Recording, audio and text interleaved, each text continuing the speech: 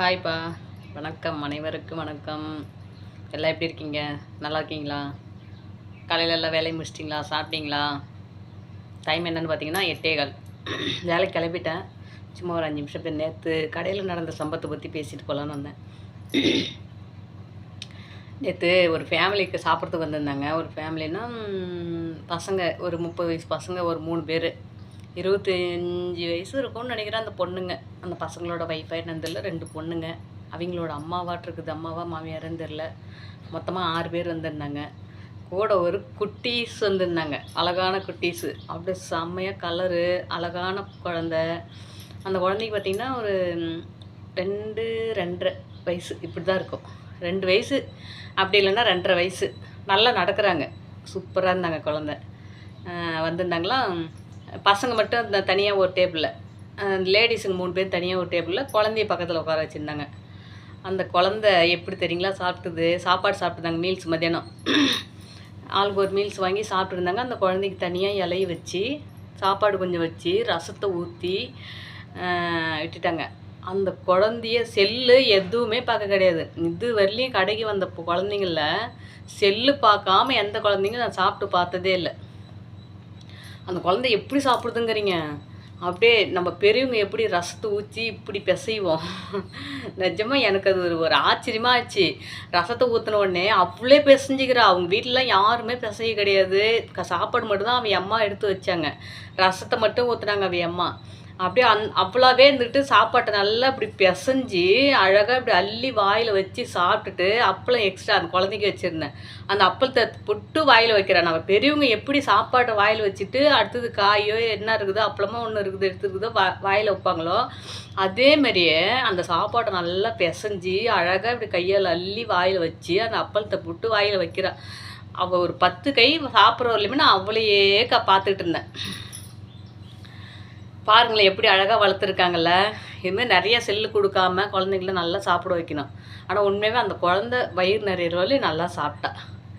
அவ்வளோ ஒரு அழகாக அப்படியே எப்படி நம்ம பெரியவங்க எப்படி இப்படி நிறையா அள்ளி இப்படி சாப்பிடுவோம், அதே மாதிரியே சாப்பிட்டா. நல்லா இருந்தது. எனக்கு பார்க்குறதுக்கு அவ்வளோ ஒரு ஆச்சரியப்பட்டுட்டேன். நானும் 6-7 வருஷமாக சர்வீஸ் பண்ணிகிட்ருக்கேன். இதுமாரி ஒரு குழந்தைய கூட பார்த்ததே கிடையாது. இது நேத்திலேருந்து நான் யூடியூப்பில் போடணும் அப்படின்னு அதே ஒரு சிந்தனையிலே இருந்தேன்.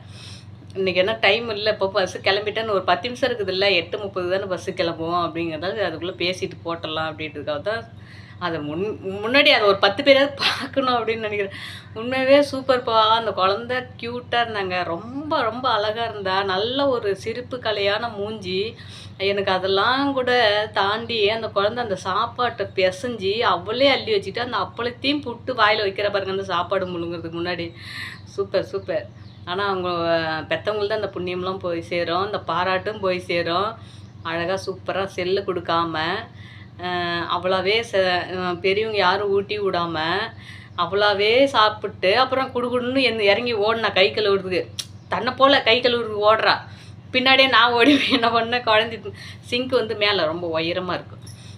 குழந்தைய அழகாக தூக்கி பிடிச்சி கை கழுவி விட்டேன். அவளே கை கழுவிட்டு இப்படி கை தேய்ச்சி இருந்தா. அப்புறம் நான் என்ன பண்ணேன், கையை பிடிச்சி நல்லா தேய்ச்சி விட்டு வாயெல்லாம் தொடச்சி விட்டேன். அப்புறம் நான் தொடச்சதை பார்த்துட்டு அவளும் தொடச்சிக்கிட்டா.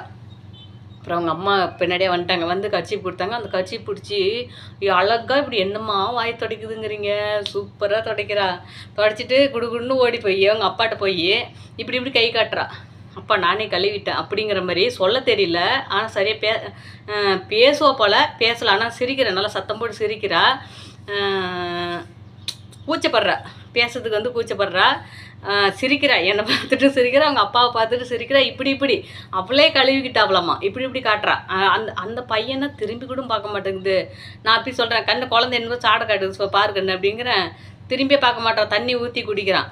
அப்புறமா அந்த பிள்ளை சிரிச்சுக்கிட்டே இப்படி அந்த பிள்ளையே கழுவிக்கிட்டாலாமா, இப்படி கையை காட்டுறா. ஏன் சாமி அந்த பிள்ளை என்னமோ காட்டுது பாரு சாமி அப்படின்னு திரும்பியே பார்க்கல. அவன் மாட்டுக்கு எந்திரிச்சு போயிட்டே இருந்துட்டான். இவனும் ஒரு அப்பனா அப்படின்லாம் தோணுச்சு. ஆனால் கண்டிப்பாக அப்பாவாக தான் இருக்கும். அப்பாவாக இருந்தால் மட்டும்தான் அவங்ககிட்ட சீக்கிரமாக போவோம். மற்ற 2 ஜென்ஸுங்கிட்டே போய் காட்டல. அவங்க அப்பா உட்காந்து 3 பேர் உட்காந்துருந்தாலும் அவங்க அப்பாட்ட மட்டும் போய் காட்டுறான்னு நினச்சிட்டேன். அந்த பையன் தான் அவங்க அப்பனாட்டு இருக்குது நானும் நினச்சிக்கிட்டேன். போயிட்டு அவ்வளோ ஒரு ஆசையாக காட்டுது அந்த குழந்தை. அந்த பையன் திரும்பி கூட பார்க்கலப்பா.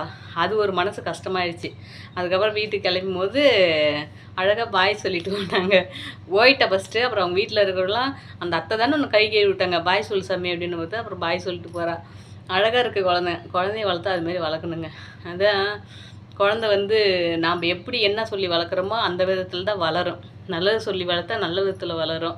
நம்மளுக்கு தொந்தரவு கொடுக்கக்கூடாதுங்கிறதுக்காக அது இது கொடுத்துட்டு செல்லை கொடுத்துட்டு பார்த்துட்டு இருந்துட்டு போட்டோம்னாக்கா அது நமக்கு சிரமமாக இருக்குன்னு நினச்சா பின்னாடி குழந்தைங்களுக்கு அது சிரமம் தான். இந்த வயசில் செல்லை கொடுக்காதீங்க குழந்தைகிட்ட. முடிஞ்ச அளவுக்கு ஃபேமிலியோடு உட்காந்து சாப்பிட்டிங்கன்னா குழந்தையும் சென்டரில் உட்கார வச்சுக்கிட்டு நீங்கள் எப்படி பேசிக்கிட்டே சாப்பிட்றீங்களோ அந்த குழந்தைகிட்டையும் பேசிக்கிட்டு சாப்பிடுங்க. செல்லு பார்க்காதீங்க. எந்த ஃபேமிலியில் இருந்தாலும் சரி தான், ஃபேமிலியோடு உட்காருங்க. ஒரு நேரமாவது நீங்கள் வேலைக்கும் போவீங்க தான் இல்லைன்னு சொல்ல, ஒரு நேரமாவது குழந்தைங்களோட உட்கார வச்சு சுற்றி எத்தனை குழந்தைங்க இருந்தாலும் சரி தான், ஒரு குழந்தையா இருந்தாலும் சரி தான், 2 3 இருந்தாலும் சரி தான், ஃபேமிலியில் நீ எத்தனை பேர் இருக்கிறீங்க அத்தனை பேர் ரவுண்டாக உட்கார வச்சு எல்லாருமே ஜாலியாக பேசிவிட்டு அந்த நேரத்தில் செல்லு யூஸ் பண்ணக்கூடாது. அதே பழக்கம் தான் அந்த குழந்தைங்களுக்கு வரும். ஜாலியாக பேசிட்டு சாப்பிடுங்க. சூப்பராக இருக்கும். அதேமாரி இந்த வீடியோ குழந்த உள்ளவங்க யாராவது பார்த்தாலுமோ இல்லை உங்களுக்கு தெரிஞ்சவங்க யாராவது அதுமாரி குழந்தைங்களுக்கு செல்லு கொடுங்க. செல்லு இல்லாமல் முடிஞ்ச அளவுக்கு அந்த கண்ட்ரோல் கொண்டுட்டு வரத்துக்கு பாருங்கள். எனக்கு அந்த குழந்தைய பற்றி பேசியே ஆகணும்னு தோணுச்சு. அதனால தான் போட்டேன். க்யூட் அந்த குழந்தை. சூப்பர். அப்படியே அருமையான குழந்தை. அப்படியே எனக்கு இன்னமும் அப்படியே கண்ணுக்குள்ளே இருக்குது அந்த குழந்தைய. நான் இப்போதைக்கு மறக்கவே மாட்டேன். அப்படி இருந்தது.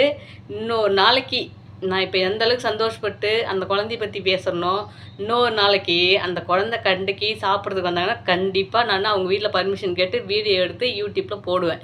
எனக்கு அவ்வளோ பிடிச்சிருக்குது அந்த குழந்தைய. அவள் சாப்பிட்டது இன்னமும் எனக்கு அவ்வளோ கண்ணுக்குள்ளே இருக்குது.